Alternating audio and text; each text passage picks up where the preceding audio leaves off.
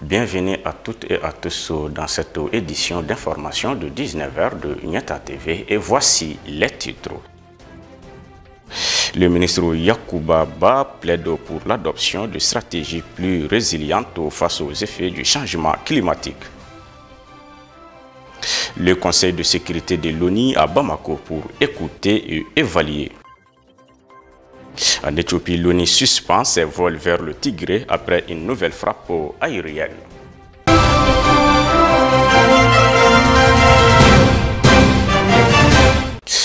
Comme l'annonçait dans les titres, le ministre délégué auprès du ministre du Développement rural chargé de l'élevage et de la pêche, Yacouba Ba, a co-présidé le vendredi 15 octobre 2021 la célébration de la Journée internationale de la femme rurale et la Journée mondiale de l'alimentation. Occasion pour lui d'appeler les producteurs à renouveler leur engagement pour la promotion des objectifs de développement durable. Suivant les commentaires avec Abdou Ouattara. Avec comme thème soutenir la transformation vers des systèmes agroalimentaires plus efficaces, inclusifs, résilients et durables pour une meilleure production, une meilleure nutrition, un meilleur environnement et une vie meilleure. La Journée mondiale de l'alimentation est d'ordinaire célébrée le 16 octobre. Le couplage de la Journée internationale de la femme rurale à la Journée mondiale de l'alimentation depuis 2014 participe de la volonté du gouvernement de permettre une plus grande participation des femmes rurales au débat sur les conditions de travail et d'épanouissement à la valeur de la journée à elle dédiée. C'est ce qu'a indiqué le ministre délégué auprès du ministre du Développement rural chargé de l'élevage et de la pêche Yacouba Ba. Cette journée 42e du genre est un moment d'échange et de partage d'informations sur les systèmes alimentaires en vigueur en vue d'une capitalisation des espérances réussies et de correction des seuls moins réussis pour une meilleure alimentation des Maliens ruraux et urbains. Car la journée mondiale de l'alimentation selon lui est l'occasion pour le gouvernement malien d'appeler les producteurs et en particulier les femmes rurales à renouveler leur engagement pour la promotion des objectifs de développement durable pour l'adoption des stratégies plus résilientes face aux effets des changements climatiques pour une production suffisante et de qualité pour la population. Aussi, le ministre Yacouba Ba a-t-il respecté la tradition. Il a mis à la disposition des femmes rurales 32 000 kg de semences de riz, de sorgho, de mil, des équipements agricoles et des kits de transformation de poissons. Le ministre Ba a terminé son intervention en assurant que le gouvernement de la transition, à travers le département du développement rural, va poursuivre les actions en cours pour l'amélioration des conditions de travail des femmes rurales en vue d'accroître la contribution du secteur agricole au PIB du Mali. Au titre des rappels, les femmes contribuent de 60 à 80% à la production alimentaire nationale. Elles couvrent les besoins en eau et en combustible à 90% et sont impliquées à près de 52% dans le processus de production, d'acquisition, de transformation ou de conservation du poisson au Mali. Une délégation du Conseil de sécurité des Nations Unies est arrivée samedi soir à Bamako pour procéder à l'évaluation de la situation sécuritaire, politique et humanitaire, la mise en œuvre de la transition et celle de l'accord pour la paix et la réconciliation ici du processus d'Alger. Cette mission est co-présidée par les représentants du Kenya à l'ONU, Martin Kimani, du Niger, Abdou Bari, et celui de la France, Nicolas de Rivière. Elle a été accueillie à l'aéroport international fait Modibo Keïta de Senou par le ministre des Affaires étrangères et de la coopération internationale, Abdoulaye Diop. Amadou Niamele nous donne plus de détails.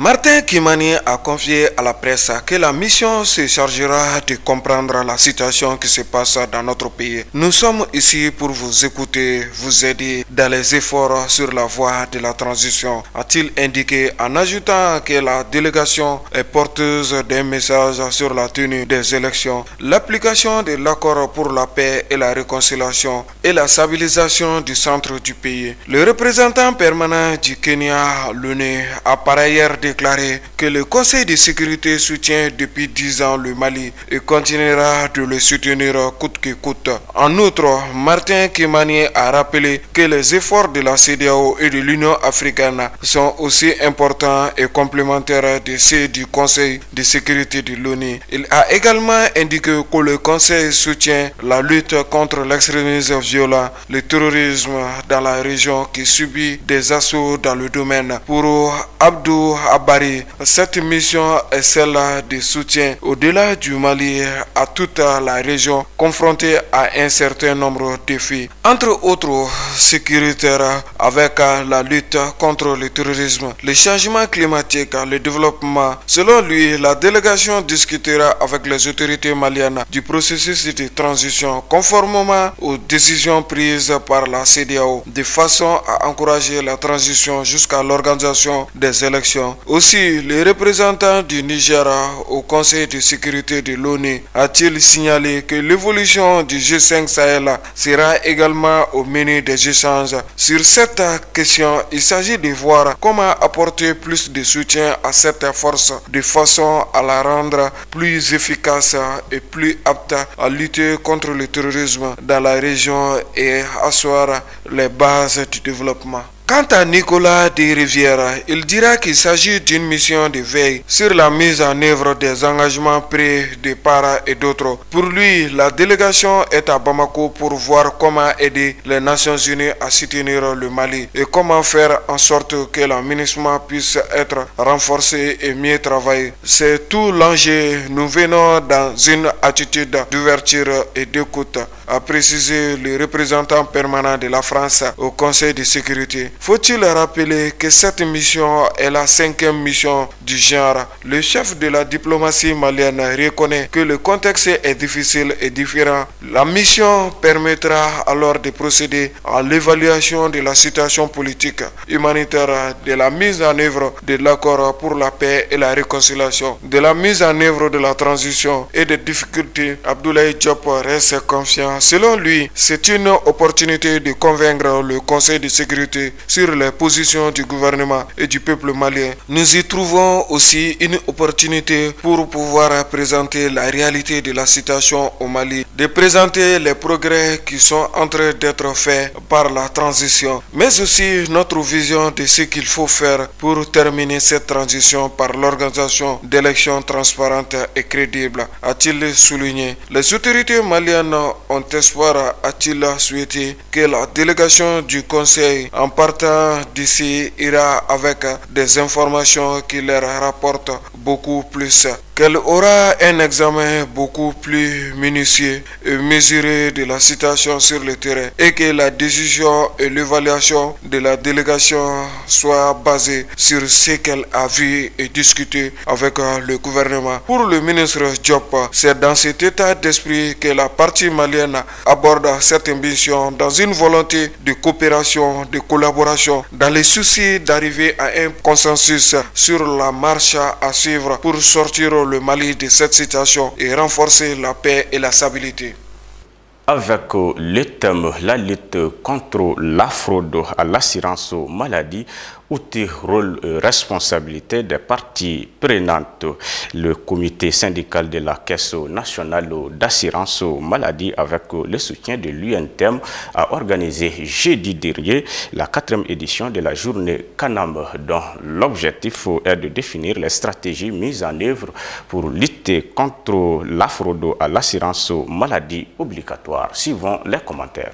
Cette journée est l'occasion pour les participants de débattre des stratégies mises en œuvre pour lutter contre la fraude en faisant un diagnostic de la situation de fraude aux prestations tout en identifiant ces différents types afin de faire connaître les sanctions contre les auteurs. Cette fraude existe sous diverses formes, notamment le coût des prestations non conformes aux tarifs conventionnels, les prestations non autorisées, les usurpations d'identité variées, la facturation des assurés fictifs. l'utilisation de numéros des assurés CMSS au profit des assurés volontaires de l'INPS. Face à l'ampleur de la fraude aux prestations de l'assurance maladie, une collaboration est nécessaire entre les parties prenantes pour réussir la mise en œuvre du régime d'assurance maladie universelle. Le choix de ce thème vient à point nommé. Il se justifie d'autant plus que nous constatons de plus en plus de fraude à l'assurance maladie obligatoire. Une raison de définir les rôles et responsabilités des parties prenantes. Je vous invite donc à proposer les meilleures stratégies à mettre en œuvre pour lutter efficacement contre la fraude qui, si l'on y prend garde, sapera tous nos efforts. Souligne M. Diawara, représentant du ministre de la Santé et du Développement social. Au départ de 533 136 personnes, l'AMO contribue aujourd'hui à la prise en charge des frais des soins de santé et de maternité d'environ 1 549 911 personnes. Néanmoins, une part importante de la population, notamment du monde rural et du secteur informel constituant 80% de la population, se trouve non couverte par un régime de protection. Soucieux de donner un fondement solide à la CANAMBO, que nous nous sommes engagés dans la voie de la certification ISO 9001 version 2015. Avec ce certificat, nous pourrions aisément emprunter le chemin de RAMU qui est l'illustration parfaite de la volonté universelle. Une couverture qui s'appuiera essentiellement sur trois mécanismes. Le régime de l'assurance aux maladies obligatoires, celui de l'assistance médicale et les mutuelles de santé. Ces mécanismes seront complétés par certains régimes de gratuité et autres avantages catégoriels octroyés à certaines couches socio-professionnelles, explique le directeur général de la CANAM, Boubacar Damele. L'assurance maladie obligatoire est une des réformes les plus importantes, un bien commun sur lequel chacun doit veiller. Des morts et des chasseurs blessés dans des cas graves, c'est le bilan d'un affrontement entre chasseurs et djihadistes entre Souma et Marebougou dans le cercle de Djéné dans la 5e région administrative du Mali. Le village de Marebougou reste toujours sous embargo terroriste. Abdou Ouattara. Les terroristes à bord de 4 véhicules bien armés ont attaqué les chasseurs qui étaient en route pour libérer les villages de Marebougou sous embargo terroriste depuis quelques semaines. Le bilan est lourd, des morts et 48 chasseurs blessés dont des cas graves, une dizaine de motos emportées. Au cours de l'affrontement, des personnes sont mortes et 48 chasseurs ont été blessés dont des cas graves. Les cas les plus graves ont été transportés à Sévaré pour des soins. Des matériels ont été également enregistrés par les chasseurs, une dizaine de motos emportées, des armes détruites. Selon un interlocuteur à Souma, l'avion de l'armée malienne a survolé la localité lors de l'affrontement entre chasseurs et terroristes, mais elle n'a fait aucune frappe. Ce que nous déplorons, c'est l'inaction de l'armée alors que son avion a survolé le lieu de l'affrontement. Pourtant, nous, chasseurs, ne défendions que la population. Nous jouions donc leur rôle régalien, a confié source proche des chasseurs. Les villages de Marebougou restent toujours encerclés par les terroristes. Une situation qui dure depuis quelques semaines. Les villageois manquent de tout, vivre, non-vivre, soins de santé, éducation, mobilité. Depuis des semaines, le village de Marebougou est inaccessible. Personne n'entre et personne ne sort. Les habitants sont privés de tout, déplorent un interlocuteur. Les autorités maliennes sont interpellées par ces populations qui s'estiment selon des sources abandonnées. Hier, dans la matinée, des milliers de chasseurs étaient visibles dans une vidéo garée dans le village de Souma. Suivons l'actualité internationale avec Maïmouna Koulibaly. Après que l'armée éthiopienne a mené vendredi de nouvelles frappes au Tigré, l'ONU a annoncé la suspension de ses vols en direction de la région en guerre pour ses personnels humanitaires. Les frappes de vendredi visaient un centre d'entraînement utilisé par le groupe rebelle du Front de libération du peuple de Tigré, a déclaré une porte-parole, Biena Seyoum, indiquant que ce site servait également de plaque tournante dans les combats menés par l'organisation terroriste du TPLF. Le gouvernement du Premier ministre Abiy Ahmed est confronté depuis 11 mois à un conflit dévastateur dans la région septentrionale du Tigré. Lundi, l'armée de l'air éthiopienne a mené 2 frappes sur Mekele qui, selon l'ONU, ont tué 3 enfants et blessé plusieurs autres personnes. Mercredi, elle a bombardé des caches d'armes du TPLF à Mekele et dans la ville d'Angbe, situé à environ 80 km à l'ouest. Un responsable de l'hôpital de la ville a indiqué à l'agence France Presse que cette frappe avait fait au moins 8 blessés, dont une femme enceinte. Un 4e frappe a visé la capitale régionale jeudi, sans faire de victimes, selon les médecins. Aucune information n'était disponible immédiatement sur les victimes dans l'opération de vendredi.